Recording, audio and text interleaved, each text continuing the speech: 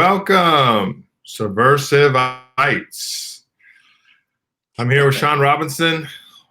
He's an old head friend of mine. Sean just turned 78. I just turned 32. So I like to pick his brain for wisdom. But we welcome you guys tonight, Subversive Live, Subversive Institute, where you can find us at thesubversiveinstitute.org as our website. The Subversive Institute has a Facebook page.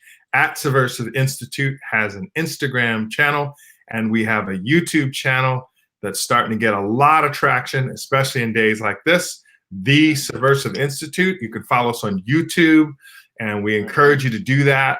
And we encourage you to share this information as well. It's easy to share. You can click those share buttons on your Facebook, your Instagram, your YouTube, copy the links and send them to your friends just to get people thinking. A lot of you know the story that we're all about equipping and empowering citizens of Baltimore to change their city. We believe that all sociological good comes from the bottom up, and that revolution is different than reform. Reform is when you work within the systems and structures for change. Revolution is when you replace them. And it is our belief, Subversive Institute, that many of the systems and structures in Baltimore City and across our nation, as has been demonstrated, need revolution, not reform. And so we're all about that work. Whatever we can do to help.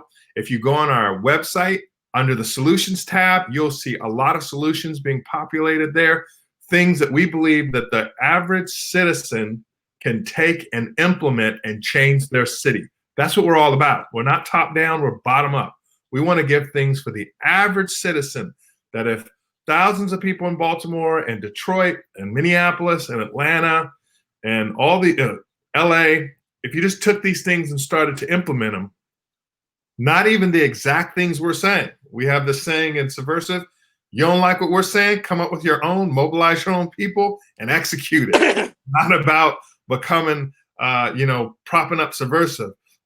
We're embers. Embers start big fires. And that's all we want to do. We want to see real substantive change. Tonight, we have Sean Robinson on. Known Sean for a long time, over a decade, and he's been instrumental in shaping the way I think. He's challenged the way I think, and especially when I first came to Baltimore. And so, Sean, why don't you take a minute and just introduce folks to who you are, what you do. First of all, it's a pleasure being on here, Pastor Mike. I met you a while ago, and you've always had a heart for our people. When I say our people, the city of Baltimore as a rule and in general. I've been in human services for about 14 years. I'm a lifelong native and Baltimorean, diehard Ravens fan, right? Got to say that. I love my people. I love the people here in Baltimore City. I think we are a complex city, but I still think we're a charm city. I've been working with nonprofits like Center for Urban Families. I've worked for Johns Hopkins. I've also worked for the Center for Workforce Inclusion, dealing with low-income elderly folks as the Director of Strategic Initiatives. And currently, I'm actually working in the City of Brotherly Love with the Urban League of Philadelphia, directing a program called it's called Out for Good. It's a pilot reentry program with returning citizens, guys that just came home. The best way I can put it is I'm a hope dealer, and then I deal with marginalized people, the ones that no one else wants to deal with. That's my crew. Yeah. I've had the privilege of actually going to some of Sean's workplaces. I like to always pop in, and seeing him train is magic, and it's amazing. I was so moved one of the times I went there that I even at the time I was a pastor at Freedom Church, and we even gave a donation there just to see people advance, and it's a great work. And you and I have had conversations about so many subjects.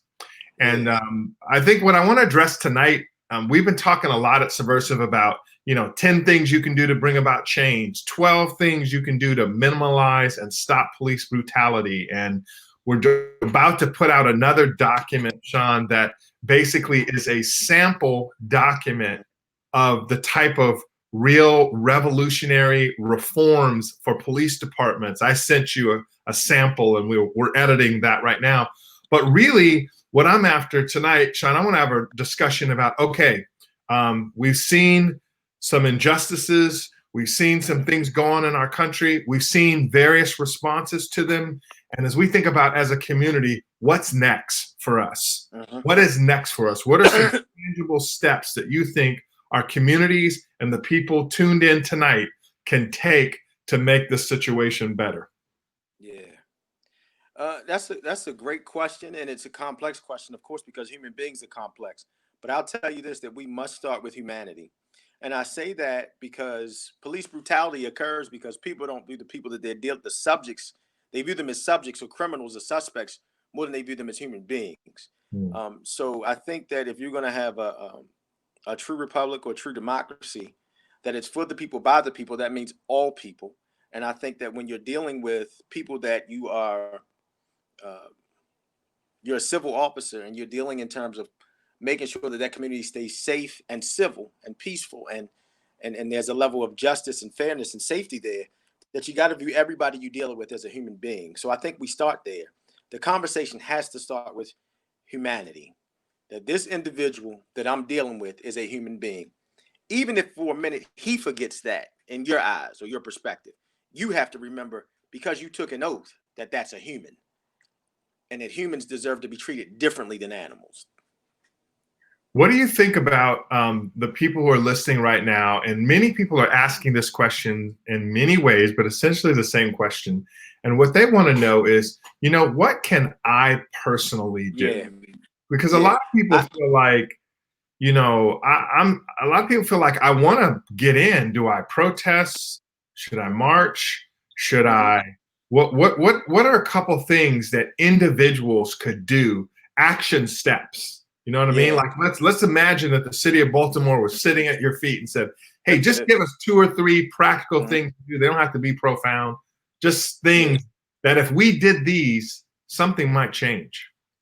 Okay, so I think you should invest in fathers and families and organizations that and that are doing that work. When I'm talking about fatherhood work, I'm talking about family work, I'm talking about workforce development, I'm talking about invest in organizations that are invested in the community, not for grant money, but because they really have a mission of seeing those communities, these impoverished communities develop. So invest there. I think you should talk to your city councilman and hold them accountable for the work that they say that they're going to do. There's certain things from a power base that city councilmen, city councilwomen can do to make sure their communities are places where people actually want to live.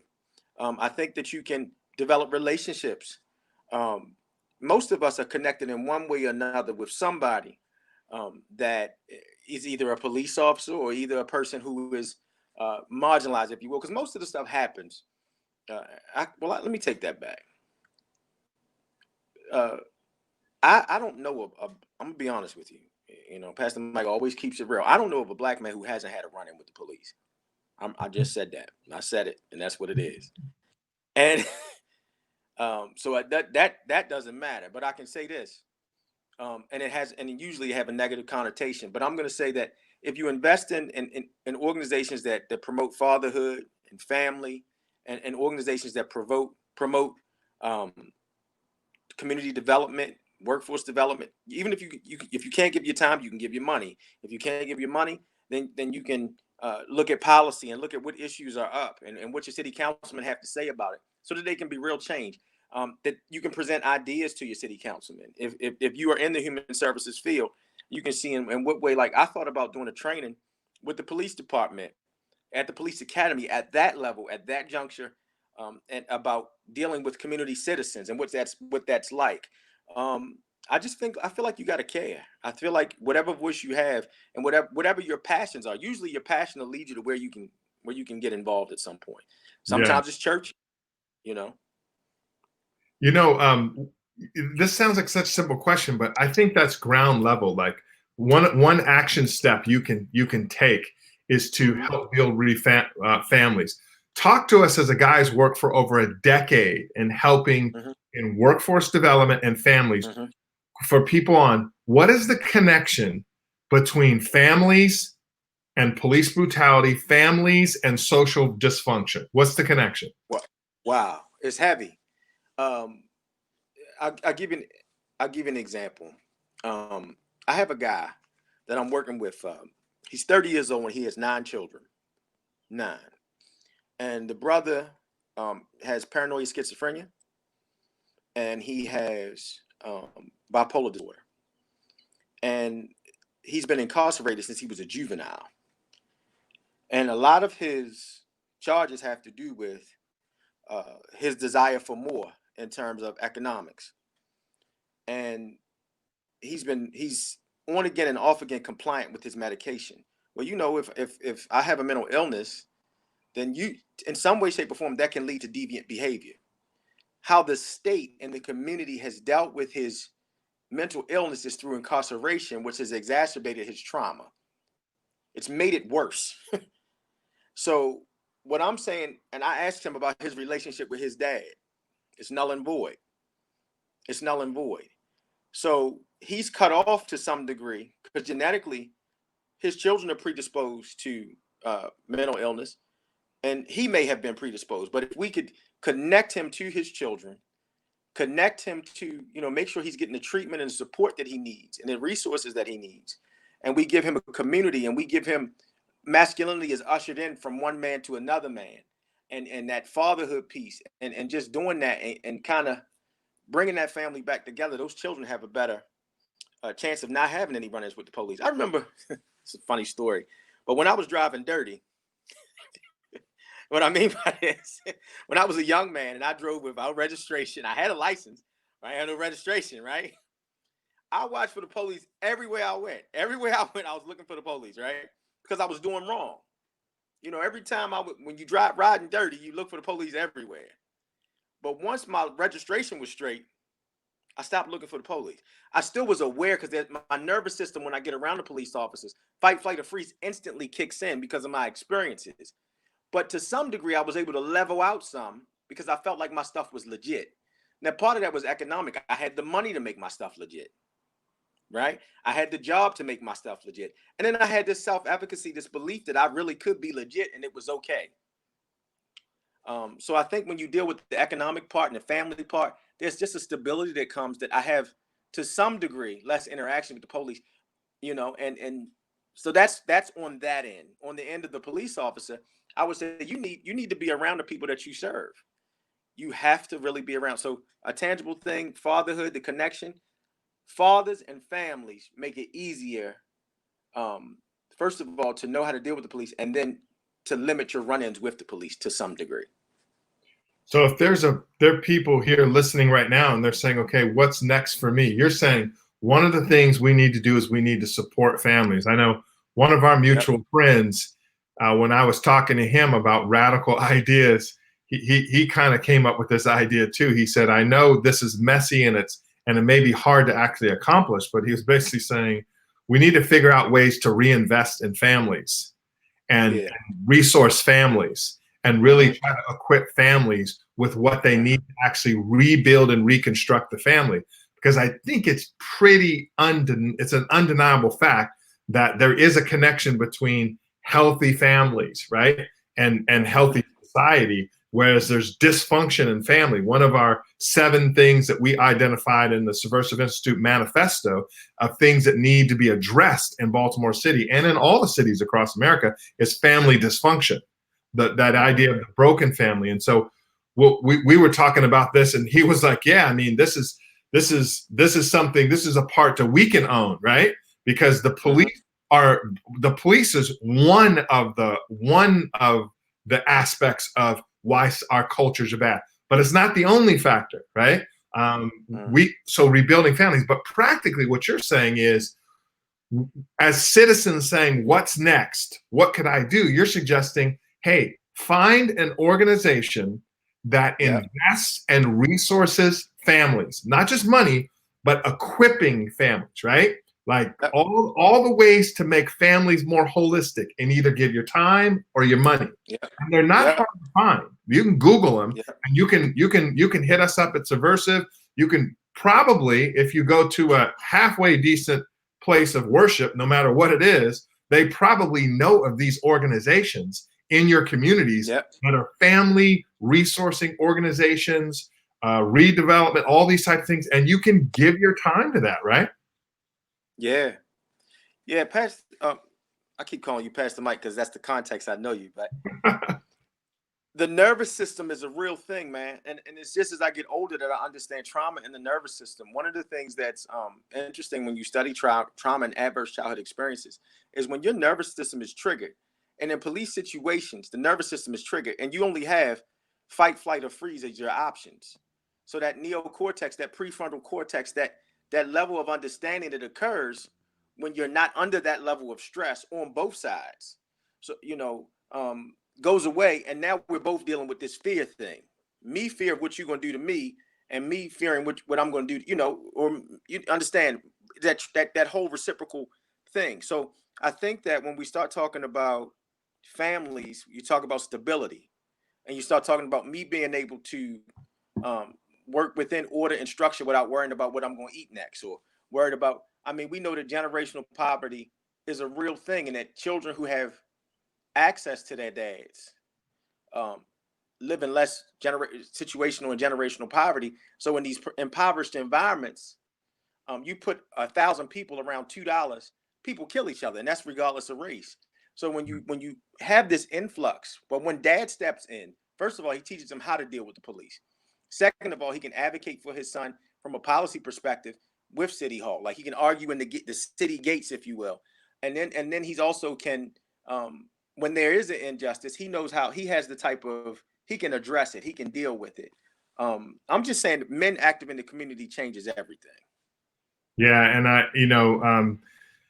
many people are starting to comment on our live stream. Sheila was talking about, it's not just about the police department, it's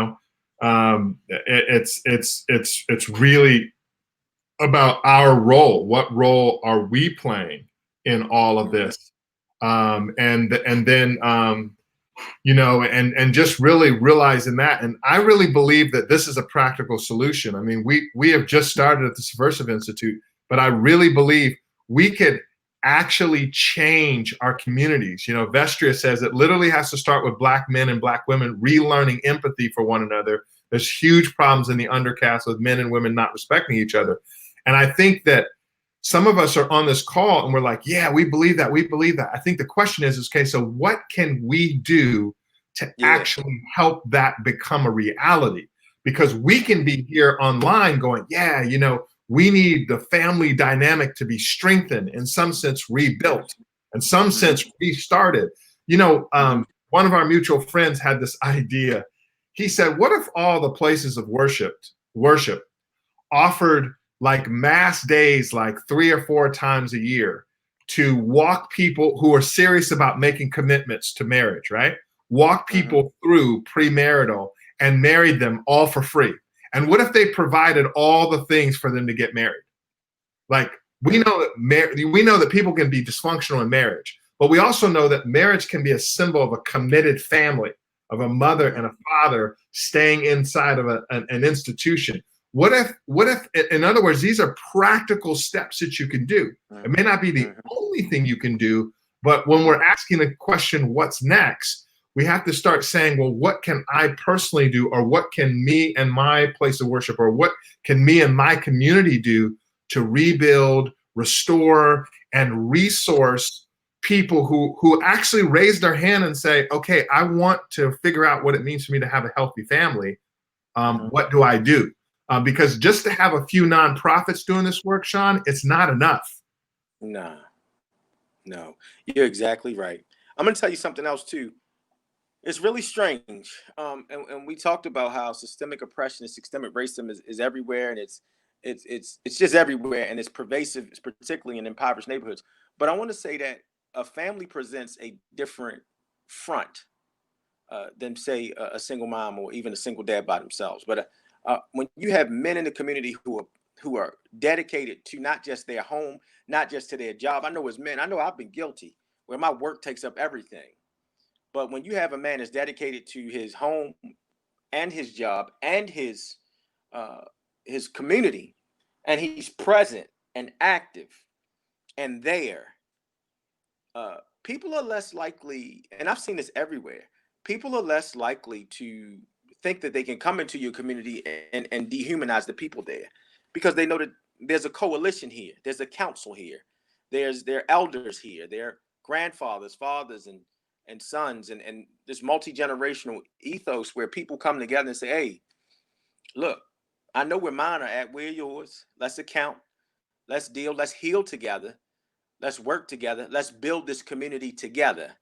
Let's look at economic strength, not just buying power, but let's look at economic strength. Let's look at economic viability, and let's look at even political viability and what that looks like. My grandfather took me in the voting booth with him, and that impression in and of itself made me think about voting. Like I was a little kid. I was changing his votes. He would turn around and I would flip the lever, and he would watch me, and I was like, no, but this man showed me work hard. You got to vote. You don't have an option. 40 years of work, 44 years of work, he missed one day. I ain't built like that. But I'm just saying that, like, this impression, this ideal, and I'm not saying that the system isn't what it is, but I am saying that you ask what you can do, start small, invest in a family, invest in men, stop the misandry. It's such a hatred for men now. Yeah. Hey, you just said something profound. Invest in a family. This is going to sound, this might even be offensive to some people, but y'all just need to like deal with it. Like, it's funny. We find marginalized people, kids, and what do? We adopt them, right? Mm-hmm. And what do? We adopt them and bring them where? Into a family. Right? Yeah. And so if I were to say to you and say to people listening right now, I know a family in East Africa, well, let's just say Kenya, and they're very poor and they're under-resourced, and the kids don't have shoes, and they can't get, they can't get here and they can't get there. What would someone maybe on this go, well, who are they? We're going to adopt the family. Mm-hmm. That doesn't mean you become what, it just means we're going to take whatever resources we have, not just financial, and try to position that family into a place where they can succeed, right? Absolutely. So what's the next step? Adopt a family. Don't do it from this, oh, you poor, pathetic thing perspective. That's pride. Absolutely. Do it as, this is something I want to do. I want to come learn from you too. I want to come benefit from what you could teach me. And together, if we were about strengthening families, we would see, I mean, that's like a serious tactic. I mean, the mayor, the city council should take heed and say, you know what, if you really want to deal with some of this sociological dysfunction, we could really invest in family structures, family dynamics, family resources. And so a very practical step is, hey, you can find a family, you can adopt a family, and you can make a covenant with that family that I'm all in with that family. I remember a while ago, my son was playing he was playing soccer at a school in Baltimore City, and it's kind of one of the better schools. And they were playing soccer, I told you this story before, Sean, against a school that was an underserved school. And my son's team had cleats, and some of them kids show up with 3-4 pairs of cleats and 5 balls. They're rich kids. Club soccer. And this team came up in 3 cars. They got out in their jeans and normal shoes, and they were slipping and sliding, and they didn't know the rules of the game. And the coach was running the score up and all this stuff. And I remember going over to the coach at halftime and saying, "What are you doing?" I said, "If you keep doing this, I'm pulling my son off the team." He goes, "Well, what do you suggest we do?" I said, "Why don't you take up an offering, as it were, of cleats and give it to these kids? Isn't that And then it was a completely paradigm shift. You understand what I'm saying? So what they did was they brought that team up with them. They stopped the game and they started teaching the game to the kids instead of beating the kids. All of a sudden they saw them as equals, not another team to beat. And what they did in the next 30 minutes is they elevated the team. And they resourced the team. And the team went from being down 13-0 at halftime, which is in football score, like being beat 80-0 at halftime, right? To smiling and laughing and having fun. And they were doing drills. And I was like, this is what we should be doing. It's targeted investment in family. Great strategy. Jamie Lamato says, love that idea. Amazing. That would be an amazing tactic. I think so too. And I think that, I just think, Sean, what if we lived in a world where our eyes were open and our ears were open and mostly our hearts were open. And when we saw a family, when we saw a single dad or single mother, what if we lived in a world where we said to that person, hey, I would like to get to know you and I'd like to come alongside you in some way. And I would like to be a part of a community around you to help you thrive. Yeah. Like, how would that be bad? Yeah. How would that be bad? How would that not decrease some of our sociological dysfunction? You've seen it. Absolutely. Let me ask you this, Sean, as we come to a close. So you deal with, like you said in the beginning, with people that a lot of us are afraid of, if we're honest. Right. We're glad you're dealing with them and not us. You can have our money, you deal with them, right? I mean, if we're honest, a lot of us, not all of us, but some of us have that attitude. Right.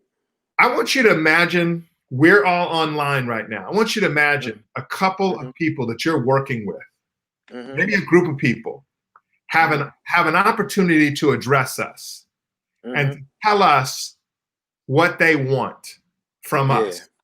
Yeah. What would they tell us they want? I think, great question. And I think people would be shocked. I had a brother that today that we rap, man. The brother is 47 years old and he's OD'd 3 times. He just came home 38 days ago. And what he wants is a shot, an opportunity. He wants a fresh start. He's in treatment. He's serious about his sobriety. He's serious about working. He shows up every day, twice a day, on time. He's hungry. He's not lazy at all. He wants a coach. I seen him cry today. And he cried because we said, man, we with you and you, we ain't forgetting you. You're one of us. You know what they want? I'd say they want us.